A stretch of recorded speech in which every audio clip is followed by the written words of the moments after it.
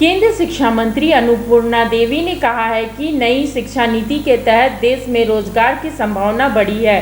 अन्नपूर्णा देवी ने कहा है कि क्षेत्रीय भाषा में इंजीनियरिंग की शिक्षा होने से देश में तकनीकी शिक्षा में बढ़ोतरी होगी।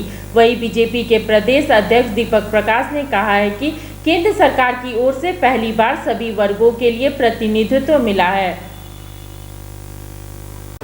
देखिए, जो राष्ट्रीय शिक्षा नीति है, इस शिक्षा नीति में आदरणीय प्रधानमंत्री जी की जो सोच है, इस शिक्षा नीति में साफ झलकती है कि हम किस तरह से पूरे भारतवर्ष के अंदर आज अगर हम करें तो बहुत ड्रॉप आउट हो रहे हैं, पढ़ाई के प्रति लोगों का ध्यान नहीं है। तो एक भारतीय भाषाओं में बच्चों की पढ़ाई हो, उसके साथ साथ व्यावसायिक शिक्षा पर विशेष ध्यान दिया गया है कि सिर्फ शिक्षा किताबी ना हो, रोजगार परक शिक्षा हो। तो इस राष्ट्रीय नीति में बहुत साफ ये रोजगार परक शिक्षा की बात की गई है। और हमेशा आप देखते होंगे कि ये प्रधानमंत्री जी की भी जो सोच है कि हर लोगों को रोजगार मिले, तो निश्चित रूप से शिक्षा नीति में ये समावेश किया गया है।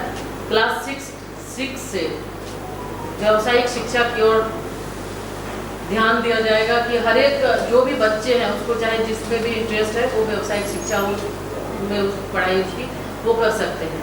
तो इस तरह राष्ट्रीय शिक्षा नीति, और आपका 29 तारीख को एक साल पूरा हुआ। एक साल पूरा होने के बाद आदरणीय प्रधानमंत्री जी के द्वारा कई योजनाओं का लॉन्च किया गया जो राष्ट्रीय शिक्षा नीति से जुड़ा हुआ है। उसमें आप देखे होंगे 11 भाषाओं में इंजीनियरिंग की पढ़ाई, यानी अब क्षेत्रीय भारतीय भाषाओं में इंजीनियरिंग की पढ़ाई होगी।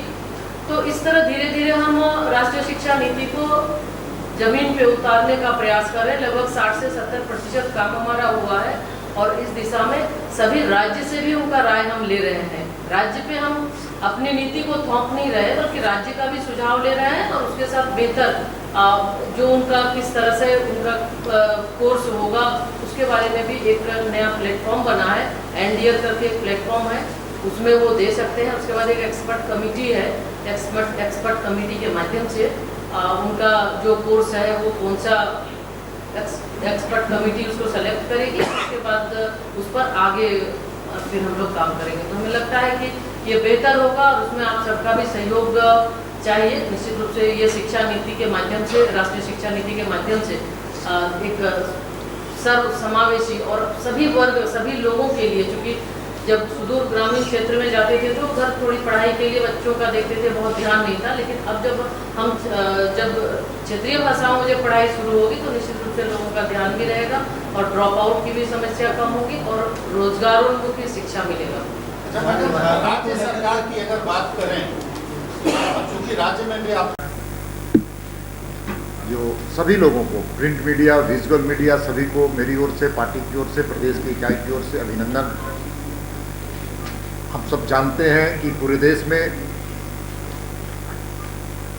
जन आशीर्वाद यात्रा नए मंत्रियों का लगातार 16, 17, 18, 19 4 दिन तक पूरे देश में चल रहा है।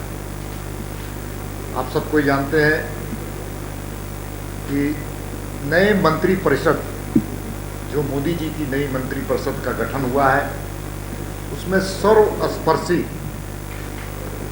समाज का प्रतिनिधित्व दिया गया है। और हम कह सकते हैं कि एक गुलदस्ते की तरह, और उस गुलदस्ते में देश के सभी हिस्सों का भागीदारी और सभी समाज का उसमें भागीदारी, पहली बार देश के आज़ादी के बाद पहली बार ऐसी मंत्रिमंडल का गठन हुआ है, जिसमें हम कह सकते हैं कि महिलाओं, जो नारी सशक्तिकरण की बात भारतीय जनता पार्टी और हम कहते हैं, तो 11 मंत्री महिला मंत्री बनी, पहली बार देश की आज़ादी से लेकर अब तक। अब ओबीसी मंत्री की बात की जाए तो 27 ओबीसी मंत्री इस मंत्रिमंडल में माननीय मोदी जी ने शामिल किया है। एससी समाज की अगर हम बात करें तो एससी समाज के 12 मंत्री इस मंत्रिमंडल में शामिल हैं। शेड्यूल्ड ट्राइब पहली बार देश के आज़ादी से लेकर अब तक, आप सब कोई जानते हैं कि अटल जी की सरकार ने आदिवासियों के कल्याण के लिए अलग मंत्रालय का गठन किया था और पहली बार देश की आज़ादी के बाद 8 ट्राइबल मिनिस्टर इस मंत्रिमंडल में शामिल हैं। सर्वस्पर्शी, सर्वव्यापी, सर्वग्राही हम कहते हैं, तो उसको हम कहते नहीं, उसको करने पर विश्वास करते हैं। इसलिए जितने नए मंत्री हैं भारत सरकार में, सभी का अभिनंदन उनके प्रदेशों में हो रहा है। झारखंड के संदर्भ की अगर हम चर्चा करें तो हम मोदी जी को आभार व्यक्त करते हैं कि इन्होंने एक ऐसी महिला, होनहार, योग्य, प्रतिभाशाली महिला को मंत्रिमंडल में, मंत्रिपरिषद में शामिल किया है। इसलिए झारखंड बीजेपी और झारखंड की जनता मोदी जी के प्रति आभार व्यक्त करती है। दूसरी बात, 16, 17, 18 और 19 4 दिन की यात्रा झारखंड के संदर्भ में अगर हम बात करें तो हम लोगों ने तय किया, पार्टी ने तय किया कि अन्नपूर्णा जी की यात्रा 4 दिनों का हो और लगभग 428 किलोमीटर की यात्रा है। 428 किलोमीटर में 9 जिले और 5 लोकसभा इस यात्रा में उनके रास्ते में मिलेंगे और कुल मिलाकर के कहा जा सकता है कि 473 स्थानों पर इनका अभिनंदन करने का हम लोगों ने तय किया था, पार्टी ने तय किया था, समाज ने तय किया था। अब उससे ज़्यादा संख्या लोग जगह जगह पर, समाज के सभी वर्ग, मुझे ऐसा लगता है कि 550-600 स्थानों पर यह संख्या पहुंचने वाली।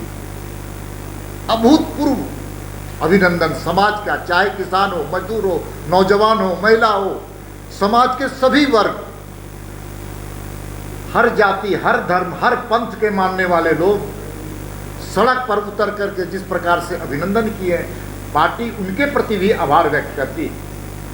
बरसात का समय था, पानी पड़ रहा था, लोग सड़क पर थे और अब तक जो कार्यक्रमों 2 दिनों का जो हुआ है, 16 और 17 का, तो 16 तारीख को 53 स्थानों पर अभिनंदन हुआ है और 17 तारीख को 61 स्थानों पर अभिनंदन हुआ है। कुल मिलाकर 114 स्थानों पर 2 दिन की यात्रा में अभी तक अभिनंदन हो चुका है। इसीलिए थोड़ा विलंब हर कार्यक्रम में हो रहा है कि जगह जगह पर समाज के सब वर्गों का अभिनंदन और आशीर्वाद दोनों चीज इनको मिला है। जब टूटती है आस, जब थकती है सांस, जब रूठते हैं अपने, मुंह मोड़ता है जमाना, जब अंगड़ाई लेता है संकल्प, फिर बनती है कहानी, बनते हैं अनमिट निशान। देखिए मेरे साथ संघर्ष की दास्तां।